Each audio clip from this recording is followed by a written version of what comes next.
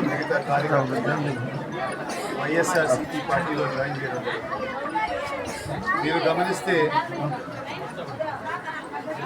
మన TDP party వదిలేసి పెద్ద ఎత్తున మైనారిటీ సోదరులందరూ ఇప్పుడు వైఎస్ఆర్సీపీ అంటే ఆ కూటమిలో ఏ విధంగా వాళ్ళు పట్ట లోపం జరుగుతుంది.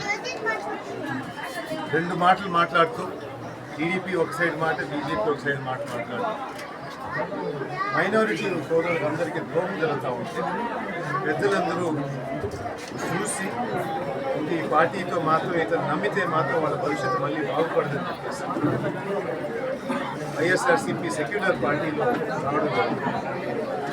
నిన్నే మళ్ళీ వాళ్ళు క్లారిఫికేషన్ ఇచ్చారు. ఆ 4% ముస్లిం రిజర్వేషన్ ఏది మన వైఎస్ఆర్ గారు పెట్టారో, మన వైఎస్ రాజశేఖర రెడ్డి గారు ఎంతో పోట్లాడి అప్పుడు ముస్లిమ్స్కి 4% రిజర్వేషన్ ఇచ్చారు. దానివల్ల వాళ్ళు కూడా స్థానికంగా చాలా పెరుగుతూ ఎక్కడెక్కడ పొజిషన్స్ అన్నీ చేసుకుంటూ వాళ్ళు ఇప్పుడు మన కమ్యూనిటీలో ఒక స్థాయికి వచ్చారు. అట్లాంటిది మళ్ళీ రద్దు చేయాలని చెప్పేసి ఆ కూటమి ఆలోచిస్తాం. అదే కాకుండా యూనిఫామ్ సివిల్ కోడ్ కానీ మిగతా కొత్త లాస్ తీసుకొచ్చేసి మైనారిటీ వాళ్ళ మీద ఎక్కువగా ఒత్తిడి తీసుకొస్తున్నారు.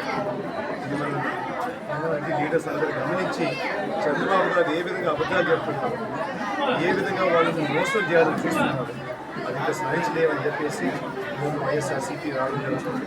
కొన్ని మంది ఇంకా ముస్లిం సోదరులు కొంచెం అక్కడ కొత్తగా రాజకీయం జగన్ రెడ్డి గారు ప్యాకేజ్ పీపీఆర్ అనేది ఈ ప్యాకేజ్ రాజకీయం అనేది మొదలుపెట్టారు.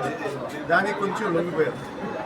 అయినా కానీ నేను భావిస్తున్నాను వాళ్ళు కూడా నిజం చూసి వాళ్ళ మొత్తం కమ్యూనిటీ భవిష్యత్తులో ఎవరు బాగుంటారని నేను గమనించి మళ్ళీ వైఎస్ఆర్సీపీలకు రావడానికి ప్రయత్నిస్తూ ఉన్నాను.